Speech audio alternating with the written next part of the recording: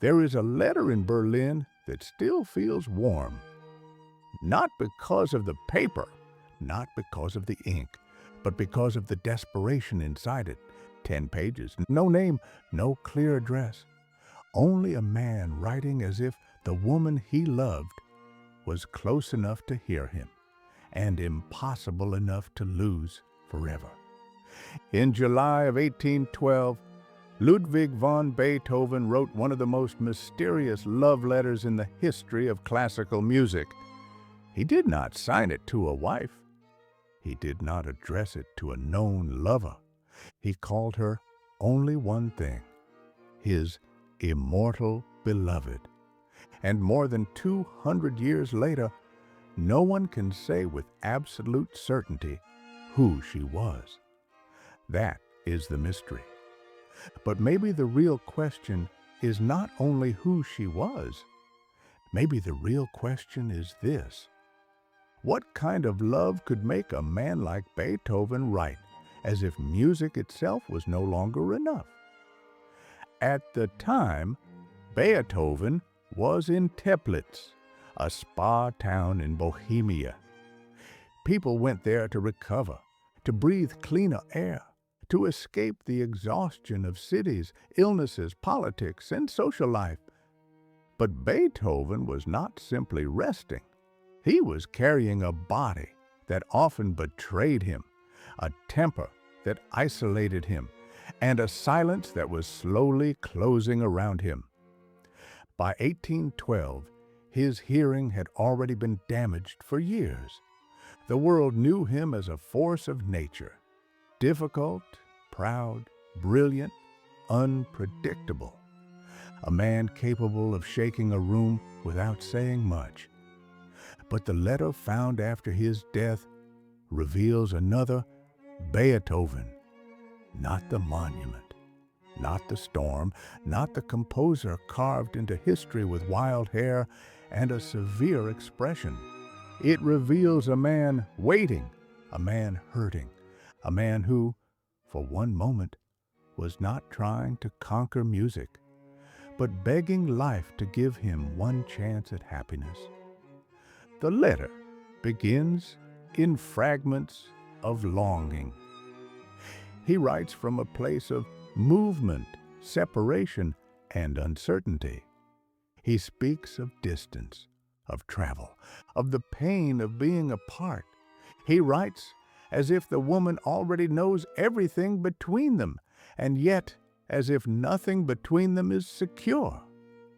That is what makes the letter so strange. It is not the letter of a young man discovering love. It is not flirtation. It is not a pretty declaration written for effect. It sounds like a man caught between two impossible worlds. One world where love exists, and another where that love cannot be lived. He writes to her with tenderness, but also with anguish. He speaks of hope, but every line seems surrounded by fear. It is as if he believes in a future with her, but cannot touch it. As if tomorrow may bring union or destroy everything. And then comes the detail that turned this letter into a historical obsession. He never names her. No Josephine, no Antonie, no clear clue, no final answer. Only the title that scholars and readers would later repeat like a spell: the Immortal Beloved. When Beethoven died in 1827, the letter was found among his private papers. That alone is haunting. If it had been sent, it might have belonged to her. If it had been destroyed, history would never have known it existed. But it remained with him, folded into the silence of his belongings. A confession that survived, because for some reason it never fully left his possession. And that is where the mystery becomes human. Why keep a letter like that? Was it never sent? Was it a draft? Was it returned? Was it too dangerous to deliver? Or was it the only place where Beethoven could preserve a love that reality would not allow? For generations, historians have tried to identify the woman behind those 10 pages. And among the many names, 2 have stood above the rest. The first is Josephine Brunsvik, a Hungarian countess, a woman of status, refinement, and deep personal complications. Beethoven met her years earlier when he gave her piano lessons. At first, she was not simply another aristocratic pupil. Their connection seemed to grow into something far more intimate. Letters from Beethoven to Josephine survive, and they are filled with tenderness, not casual affection, not polite admiration, something much more dangerous, something that sounds like a man trying to keep emotion contained and failing. Josephine, however, lived inside a world ruled by class, family, reputation, and obligation. She was not free in the way a modern audience might imagine. After the death of her husband, she was a widow and a mother. Her social position was fragile. A relationship with Beethoven, a composer, a commoner, a man admired but not socially equal, could have cost her more than romance. It could have cost her dignity in the eyes of her class. It could have threatened her children. It could have destroyed the careful structure around her life. And this is what makes Josephine such a powerful candidate. Because the letter to the Immortal Beloved does not sound like a simple romance. It sounds like a love pressed under the weight of the world. A love that exists emotionally but cannot easily become public. A love with consequences. In Josephine's story, Beethoven is not rejected because love is absent. He is defeated because love is not enough. And for a man like Beethoven, that may have been the deepest humiliation. He could bend music to his will. He could expand the language of the piano. He could push symphonies into new emotional territory. But he could not force society to open a door that had been closed long before he arrived. The second major candidate is Antonie Brentano. She was married to Franz Brentano, a wealthy merchant. She moved within the same social world that surrounded Beethoven, and crucially, she was in the right places at the right time. Beethoven knew the Brentano family. He was close to them, and Antonia was in the region during the same period in which the letter was written. For some scholars, this timing is difficult to ignore. The geography seems to fit. The social connection seems plausible. The emotional language of the letter could point to a woman already bound to another man. And that would explain the pressure, the impossibility, the tone of longing mixed with restraint. But Antonie's case has its own problems. If she was the Immortal Beloved, why does the documentary evidence remain so indirect? Why is there no explicit surviving exchange that confirms the relationship? And how do we understand Beethoven's friendship with her husband? Was it possible that an intense emotional attachment existed beneath the surface of social respectability? Yes. But possible is not the same as proven. And that is the difficulty with this entire story. Every answer opens another question. Josephine gives us emotional depth, earlier letters, and the tragedy of social impossibility. Antonie gives us timing, proximity, and a situation that could explain the secrecy. But neither gives us the final key. No historian can open the letter and point to one name with complete certainty. The mystery remains suspended between fact and desire. And maybe that is why the Immortal Beloved has lasted. Not because we know too much, but because we know just enough. We know Beethoven wrote the letter. We know it was written in July of 1812. We know it is real. We know the handwriting is his. We know the emotion is not decorative. We know the woman is unnamed. We know the letter remained among his possessions. But we do not know the one thing everyone wants to know: her name. And history can be cruel in exactly this way. It gives us the wound, but not always the face of the person who made it. For Beethoven, love was never simple. He lived near the aristocracy, but he did not fully belong to it. He depended on patrons, but hated being treated as a servant. He wanted intimacy, but often pushed people away.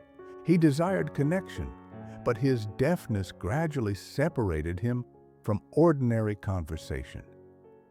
Imagine what that means. To be a composer losing access to sound, to be a man surrounded by people, but increasingly trapped inside himself. To be admired by Europe and still unable to secure the private happiness that others seem to take for granted. That is why the Immortal Beloved letter is not merely a romantic document. It is a crack in the statue. It is the moment when the marble breaks and the human being appears underneath.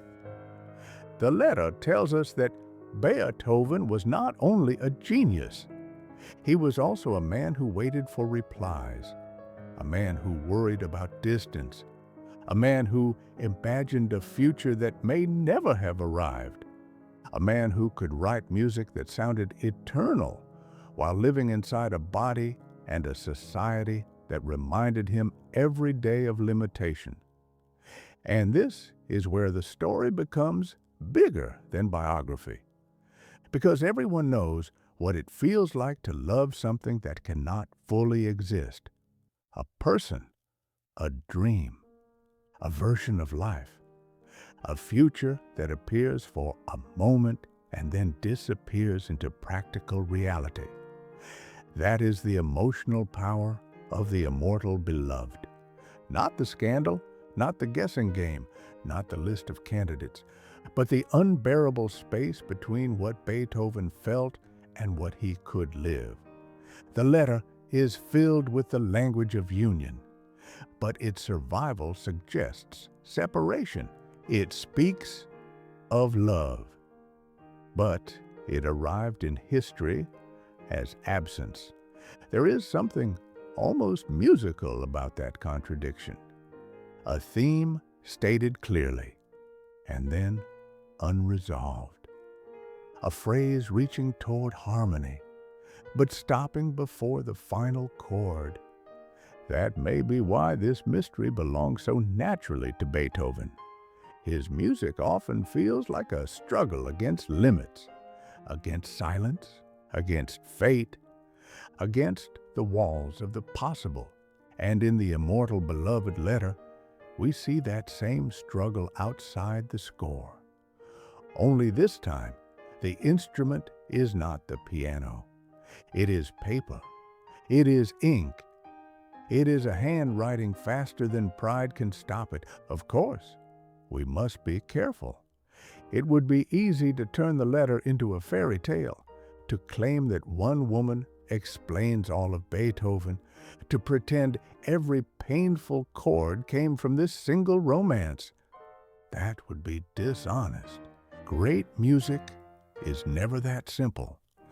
A life does not become a symphony through one person alone. Beethoven's art was shaped by discipline, ambition, illness, politics, philosophy, loneliness, and a relentless inner necessity. But the letter matters because it reveals a truth that biography sometimes hides.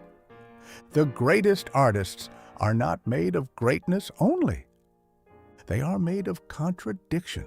The same man who could sound heroic could also sound desperate. The same man who expanded music could not expand the rules of society. The same man who seemed larger than life could still be crushed by a private impossibility. So what is fact? The letter exists. It was written by Beethoven. It was found after his death. It was addressed to an unnamed immortal beloved. Its tone is unmistakably intimate, urgent, and full of longing. What is legend? That we know exactly who she was, that the mystery has been solved beyond doubt, that Beethoven planned to escape with her, that one woman alone explains the emotional universe of his music, and what remains? A question. Josephine Brunsvik? Antonie Brentano? Someone else? Or perhaps a woman whose name history has lost forever? The answer may never come. And strangely, the uncertainty may be the reason the story still breathes. If we knew her name, the mystery would become a chapter. Because we do not, it remains a wound, a blank space at the center of one of the most intimate documents in classical music. And blank spaces have power. They invite us in. They make us imagine the room in Teplitz, the summer heat, the desk, the paper, the candle, the silence after the last line. We can picture Beethoven alone with the letter, perhaps relieved, perhaps ashamed, perhaps convinced that one day the world would arrange itself differently, perhaps knowing even then that it would not. And somewhere beyond the page, there was a woman. Maybe Josephine, maybe Antonie, maybe someone history failed to preserve, a woman who received his love or never received it, a woman who became immortal not because she stood in public beside him, but because he hid her name. That is the strange destiny of the immortal beloved. She is famous because she is unknown. She is remembered because she disappeared. She became eternal because history could not identify her. And Beethoven, who spent his life fighting silence, left us with one of the loudest silences in the history of music. A letter with no name, a confession with no answer, a love that may never have become life. And maybe that is why, after 2 centuries, we are still reading those pages. Not to solve Beethoven, not to reduce him to romance, but to remember that behind the thunder of genius, there was a man who once sat alone and wrote to a woman as if tomorrow itself depended on her answer. The letter never gave us her name, but it gave us something more painful. It gave us Beethoven without armor.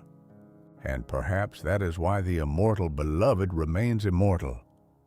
Not because we know who she was, but because, for 10 pages, she made one of history's most powerful men sound heartbreakingly human.